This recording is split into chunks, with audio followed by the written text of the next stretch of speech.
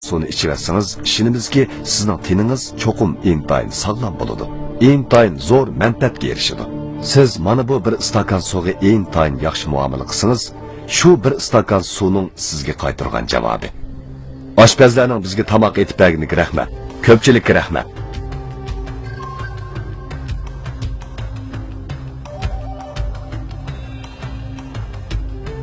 Mana bular bir qism an'anaviy madaniyatni o'rganayotgan bolalar. G'izolanishdan burun ular taomga qarab turib minnatdorlik so'zini o'qiydi. Har bir qo'shiq taomning kelishi oson emas. Yemeklikni isrof qilmaymiz. Mehmondorchilikda oshko'zlik qilmaymiz. Taomni oz yegan yaxshi. Her bir köktat xuddi göher. Nefsimizin de jandarlarını qatl qilmaymiz. Turib ve yesivilekmo salametlik berishlaydi. Taam yeyish yoki yurish turishda cho'nglar avval, kichiklar keyin yemeklikni ilg'maymiz. Haddidan oshirib etmaymiz. Mayli kiyim-kechak, mayli yemek-ichmak bo'lsin, boshqalardan tuvan bo'lsak, mayuslanmaymiz. Hasad qilmaymiz.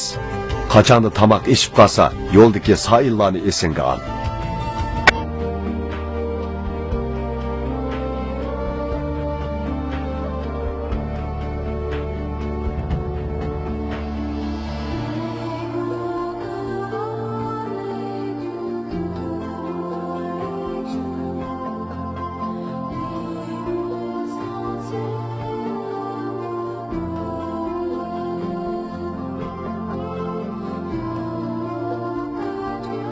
An'anaviy madaniyatni ilgari tushunmagan kishilarmi bu ilmiy tajribani ko'rgandan keyin qadimgi ustozlarning naqadar buyukligini, ularning haqiqatan insoniyatning go'harlari bo'lishga loyiq ekanligini to'nib yetadi. Bu ilmiy tajriba yuqorqiga qarama-qarshi yana bir tarafni isbotlaydi. Jahonning omon bo'lishi butunlay kishilar qalbiga bog'liq. Kishilarning qalbini tuzashda ta'lim-tarbiya birinchi o'rinda turadi. Agar suv quyilgan stakanga noyta nachar so'zlarni yozsak, ya'ni ularning hammasi yaxshi bo'lmagan o'y fikrlardir. Undaqda uning natijasi qanday bo'ladi? Mana bu ablah degan xat chaplangan suvning kristallangandagi holdi.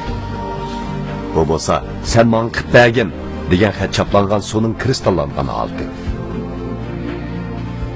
Bu bo'lsa, sana bek o'sh bo'ldim degan xat chaplangan suvning kristallangan holdi. Bu yerda ko'pchilik darhol bir masalani esiga oladi. Amaliyotda suv bo'lsa, kishi qalbini ko'zlab beradigan bir aynak. Sizning qalbingiz qanday bo'lsa, suvmi shunday bo'ladi.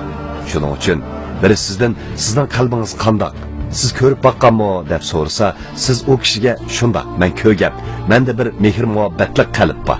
Mening qalbim mana shunday deb.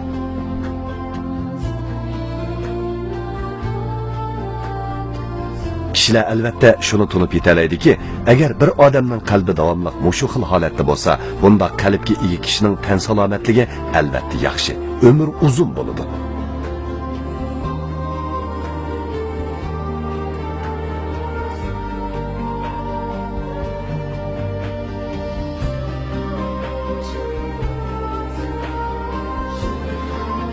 Aksicha, agar sizda nafratga to'lgan yoki razil, shaxsiyatchi qalb bo'lsa, shunisi aniqki, kishining qalbi uzun yil mushu xil holatda tursa, bundaq kishi qandoqmi sog'lom bo'lib, uzun umr ko'ra olsin, qandoqmi baxtli yashay olsin.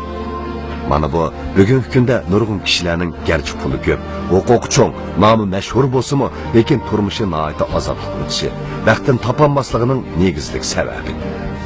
Amaliyotda ularning qalbidan masala chiqqan bo'lib, yaxshilik va yomonlikning o'lchimini yo'qotib qo'yganligidandir. Sanoqsiz yomon ishlarni qilganligidan qalbi burumlanib, chekiga yetib ketgan. O'lgidek azoblanayotganligidandir. Afsus, ular buning nima uchunligini yanada bilmaydi. Olimlar bizga bunday aytadi. Odam badanining 70% ko'pragi suvdan tarkib topgan. Agar sizning badaningizdagi suv kristali doim shundoq burmlangan holatda, ko'rimsiz holatda bo'lsa, siz bardoshlik bera olamsiz. Siz beorom bo'lmasangiz, kasal bo'lmasangiz, ajablansak bo'ladi. Boshqalarga yomonlik qilsang, avval o'zingiz ziyon uchirtsan. Niyatning yomonligidan badandagi qon va suv butunlay burmlangan holatda bo'lsa, oxiri o'zing kasal bo'lasan. Biz yana ko'rib baqayli. Mana bu German yezigidagi ablah degan so'z chaplangan suvning kristallangan holdi. Bu fransuz tilidagi odam tillagan so'z ablah. Bu rak kesili degan so'z chaplangan suv. Bu bo'lsa voz kechish degan so'z chaplangan su.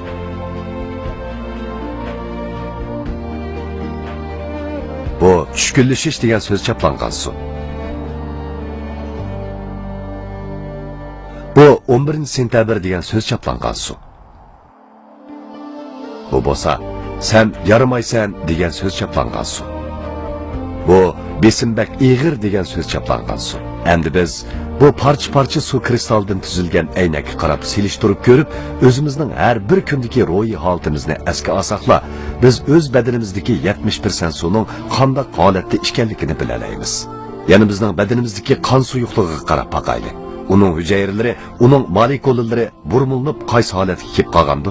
Agar yuqorqidek burmulangan qalb egisi bo'lsa, uningda ifodalandigini azob, kasallik, ömrünün qisqa bo'lishi qatorliqlardir. Demak, barliq baxtsizlikning sababi yiltiz bo'ladi.